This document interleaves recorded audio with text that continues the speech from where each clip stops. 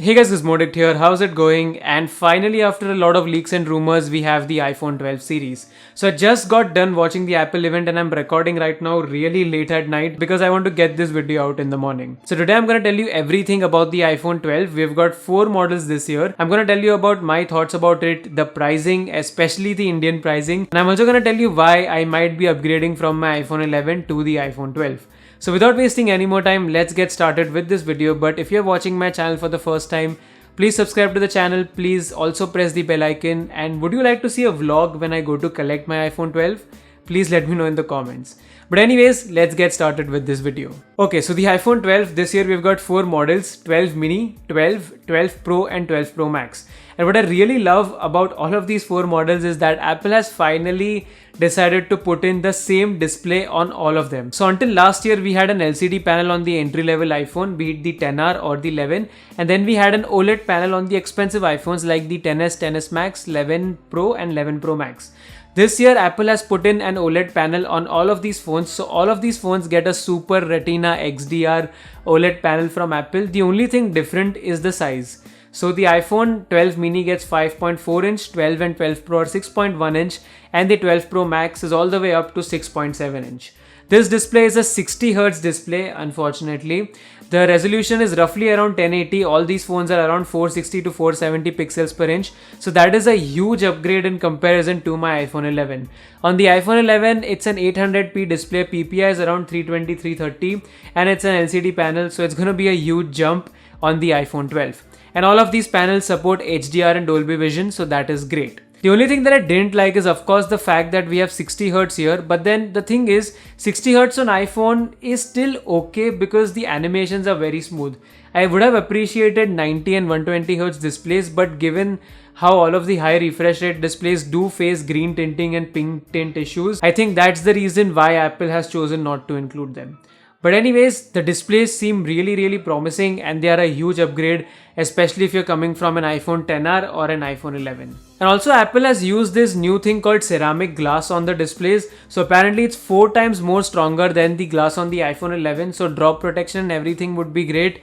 But we all know we're not gonna trust Apple with that. Of course, the day people buy an iPhone, they're gonna literally stamp a tempered glass on it. And if you want a good tempered glass for your iPhone 12, check out glazing.com. I'm using their tempered glass on my 11 since a year and it's been really great. By the way, the case is also from them. But never mind, coming to the iPhone 12, if we talk about the performance, I don't really think I need to talk about this because the A13 on the iPhone 11 is so good that even the top of the line Snapdragon chip still cannot beat the Apple A13. But anyways, if we talk about the iPhone 12, we've got the Apple A14 now, which Apple claims is a lot faster than the A13 and is 50% faster than any other smartphone chip that is present in the market. So that's great. I mean, Apple makes some of the best mobile processors and I don't think you need to doubt them with the Apple A14. In the demo that they've shown in the iPhone 12 launch, they did show that they edited Dolby Vision videos, like 4K Dolby Vision 60 FPS videos on the iPhone 12 Pro, and it was easily able to handle all of that. So performance is not going to be an issue. Be it gaming, be it video editing, be it anything, you're going to be able to do it on your iPhone. So don't worry about that. So as expected, performance gets an upgrade, but where we also see another upgrade is in terms of cameras. So Apple has kind of complicated the whole camera situation. If you see their website, everything is so complicated. So let me simplify it for you. So the iPhone 12 mini and the iPhone 12 get a very similar camera setup as the iPhone 11. You've got a 12 megapixel primary sensor and a 12 megapixel ultra wide sensor. But the difference is that the primary sensor on the iPhone 12 and 12 mini get f1.6 compared to f1.7 on the iPhone. So the low light performance should be better. Plus Apple has also improved their HDR. So sort of you should get a better performance. I don't know if these software upgrades will come to the iPhone 11. So in that case, the 12 should be slightly better when it comes to photos. Similarly, if we talk about the ultra wide lens, more or less it's the same, but the difference is that Apple has given you the night mode as well as deep fusion on the ultra wide angle as well. So you should be able to click better photos with the ultra wide angle lens in the low light and indoor lighting conditions. On the iPhone 12 Pro, you get the same sensor as the 12 and 12 mini. Then you have a 2x telephoto lens and you also have a LiDAR scanner. So it is basically a depth sensor sort of a thing, but it is a lot more useful than the depth sensors that you see on Android phones.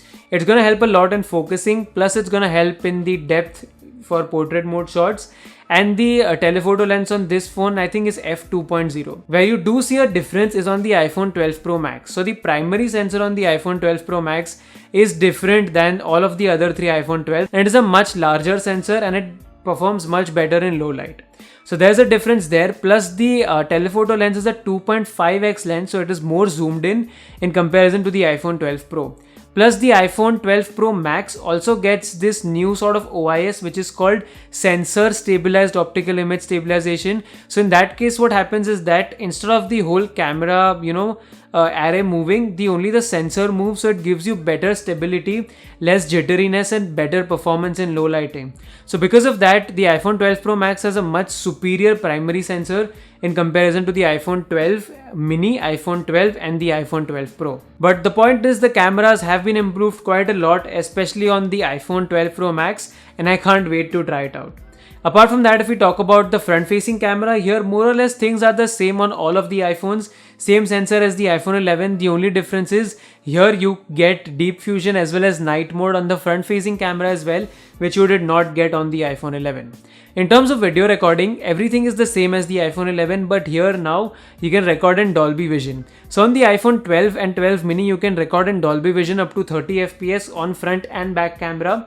On the 12 Pro and 12 Pro Max, you can record in Dolby Vision up to 60 FPS. So that's insane. And on the front facing camera, you can record up to Dolby Vision up to 30 FPS 4K on all of these iPhones.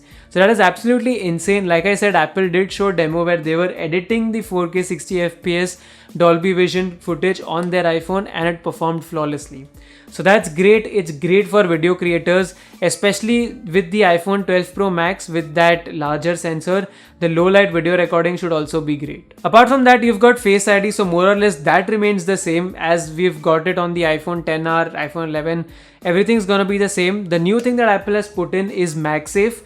If you remember, the old MacBook chargers were the MagSafe chargers which used to just snap in with a magnet. So Apple has launched a lot of MagSafe accessories for the iPhone, and to be honest, they look really cool. They just snap onto the back of your iPhone like any other magnet does, and it's great. I know these accessories are going to be quite expensive, but it's a good thing to see them. Apart from that, these new iPhones also get 5G. So from the 12 mini to the 12 Pro Max, all of them get 5G. And Apple has also changed the design of these iPhones. From the front and the back, they might look very similar, but the main difference is when it comes to the edges. As you can see, over the course of years with the iPhone 6, 7, 10, 11, Apple has sort of always kept these curved edges. But now with the iPhone 12, they've gone back to the old design of the iPhone 4S and the iPhone 5S. You've got these flat rectangular edges, which in my opinion look really cool. And I really prefer those in comparison to the rounded edges of the newer iPhones. So I'm glad that Apple has gone back to that design. That rectangular block design feels really nice in the hand and feels pretty solid too. So yeah, a big thumbs up from my side when it comes to the design. It looks a lot more premium and I like that. And the last and the most annoying thing about these iPhones is that Apple is not going to give you the charger as well as the USB cable inside the box. Because, well, it's Apple. They are claiming that they are reducing the carbon footprint and they are doing it for the environment, which is partly true. I think that is partly the reason why they are doing it. I'm not going to deny that. But a major part of that reason is to cut costs and to slightly increase their profit margin. You might think how much they are going to save by, just cutting down on a power brick. But imagine they sell millions of iPhones. And if they can even save $10, that is tens of millions of dollars of profit that they're doing by just making that small change. Because that is not going to stop people from buying an iPhone. It's a very smart business decision, nothing more than that. And they can just, also claim that they're being environment friendly, so people are going to be happy about it. It's sort of a business trick, but you get it. They're going to do it and people are going to let that pass. And you will see more and more Android phone manufacturers also do that in the near future. But anyways, let me know what do you guys think about this. So basically that's the roundup of the iPhone 12 series. Honestly, I'm quite impressed with all of these phones and I'm actually considering to upgrade from the iPhone 11 to the iPhone 12 or the iPhone 12 Pro Max. Now the thing is, the best iPhone out of all of this is the iPhone 12 mini, because hear me out, this phone is actually a little bit narrower and a little bit smaller than the iPhone SE. And it packs in a bigger display, it packs in a bigger battery, and it is a lot more powerful phone while being smaller and lighter in comparison to the iPhone SE. So I think the iPhone 12 mini is going to be a hit because a lot of people wanted a compact phone with a relatively bigger display, with a bigger battery, and with all flagship grade specifications. And Apple has finally done that with the iPhone 12 mini. So you don't have to compromise with the iPhone SE if you want a small phone. You can just buy the iPhone 12 mini because it's smaller than the iPhone SE and it gives you a lot more. So 12 mini is the best iPhone out of all of this, but I'm gonna probably buy the iPhone 12 because the 12 mini is too small for me. Honestly, the reason why I'm considering to upgrade from iPhone 11 to iPhone 12 is because iPhone 11 is 4G, and sooner or later, maybe in a year or so, we might start seeing the entry of 5G in India. Maybe, maybe not, but the thing is, once 5G starts entering in India, the resale value of all of these 4G phones is gonna drop quite a lot. So I'm just gonna sell my iPhone right now, take the lesser hit, and then take the iPhone 12, because even if I use the iPhone 12 for 2-3 years, it's gonna be 5G, so it's gonna be still relevant when 5G comes to India, and the resale value will not take that big of a hit as it would probably do on my iPhone 11. Plus, I'm a tech reviewer, I like to experience the latest bleeding edge technology, so I will go and buy the iPhone 12. If you talk about the pricing, in US it starts from $699 for the 12 mini. For the 12, it's $799. For the 12 Pro, it's $999. Pro Max is $1,099. What sucks is that Apple has chosen to go with the 64GB base variant. With the 12 and 12 mini, they should have given 128GB. This is quite cheap. But anyways, the Indian pricing is absolutely absurd as always. $1 equal to 100 rupees for Apple. And by that logic, the 12 mini is available for 69,900. The 12 is available for 79,900. Which is decent. Apple normally does that, but they've gone absolutely absurd with 12 Pro and 12 Pro Max. The 12 Pro starts at 1.2 lakhs and the 12 Pro Max starts at 1.3 lakhs, which is quite steep. And honestly, if you want to buy a 12 or a 12 mini, you can buy it from India.